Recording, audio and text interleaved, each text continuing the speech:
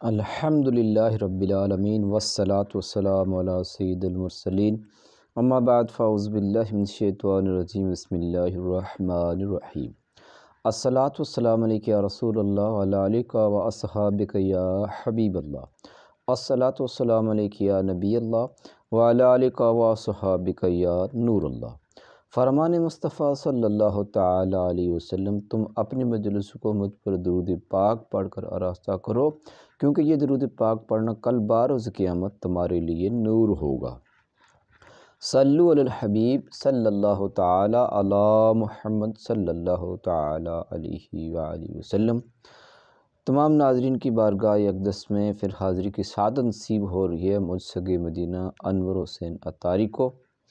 تو تمام ناظرین کی بارگاہ میں یہ عرض کرنے کی کوشش کرتا ہوں کہ مسجد میں داخل ہونے کی سنتیں جو ہیں وہ آپ سیکھ لیں۔ جب بھی مسجد میں آپ داخل ہوں تو ان سنتوں پر عمل کر کے خوب نیکیاں کمانے کی کوشش کریں۔ میں بھی نیت کرتا ہوں اور آپ بھی کریں۔